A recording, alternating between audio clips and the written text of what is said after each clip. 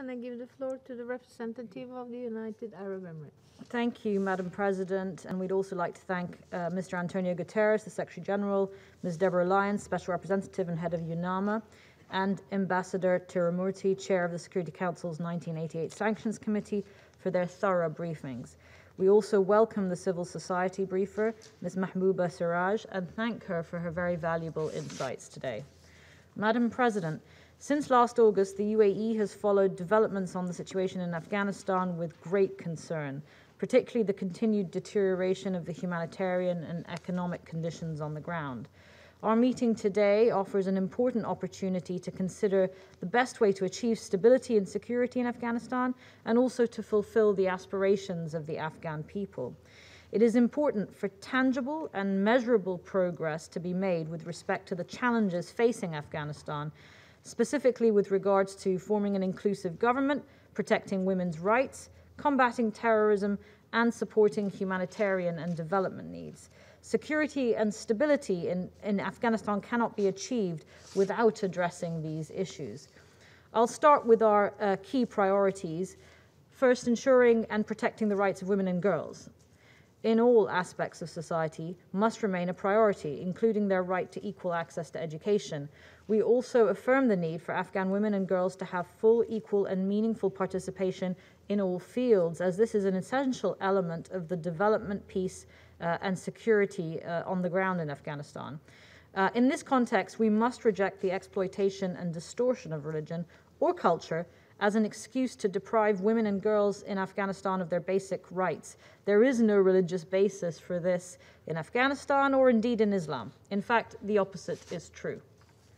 The international community must show its solidarity with the Afghan people by providing them with necessary, life-saving humanitarian aid as they face one of the fastest growing humanitarian and economic crises in the world.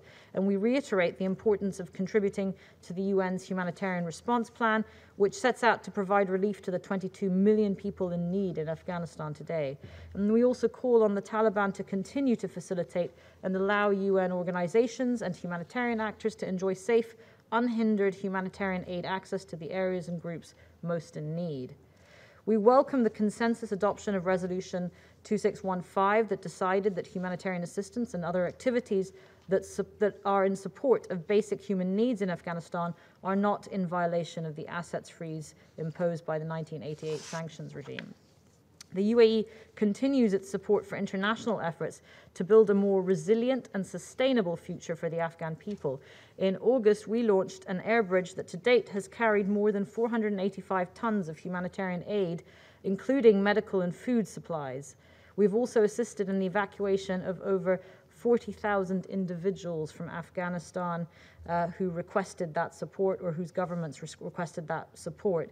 And of course, this is not sustainable, and we must work collectively to stabilize the situation on the ground and the liquidity crisis as well in a robust and accountable way.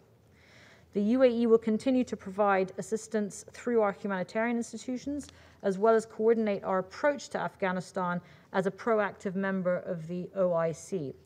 We welcome SRSG Lyons' update that she is closely cooperating with the OIC Special Envoy for Afghanistan as an important step in that direction. The UAE also joins the international community in expressing its deep concern over the threat of terrorism on the security of Afghanistan and neighboring and regional countries. We have witnessed over the course of the recent period violent terrorist attacks in Afghanistan that have claimed the lives of hundreds of innocent civilians, and we condemn these attacks in the strongest terms and call on the Taliban to take the necessary measures to combat terrorism in Afghanistan, to sever all ties with all terrorist groups worldwide, and to prevent such groups from using Afghanistan to threaten or attack other countries. And we stress here that terrorism in Afghanistan is indeed an international threat, and the fight against which requires regional and international support and cooperation. Supporting the social and economic development of Afghanistan will also significantly contribute to preventing the spread of extremism, as others have said here today. And we also affirm the need to promote peaceful coexistence in Afghanistan and protect the full fabric of Afghan society, including religious minorities who have been targeted in recent attacks. Madam President, we look forward to reviewing the Secretary General's strategic and operational recommendations for UNAMA's mandate that will be issued at the end of this month. And in regard to the developments that Ms. Lyons mentioned on the positive engagement of the Taliban with UNAMA, we hope that this will contribute to ensuring the success of the mission in implementing its mandate. And we take this opportunity to stress the vital role that UNAMA and all UN personnel play in promoting peace and stability in Afghanistan, and we thank them for their work. The UAE believes that going forward, the situation requires a robust UNAMA mandate so that it is best able to contribute to maintaining international peace and security in Afghanistan.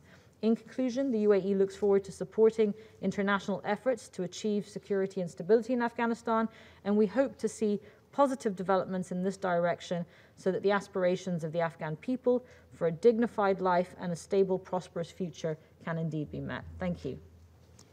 I thank the representative of the United Arab Emirates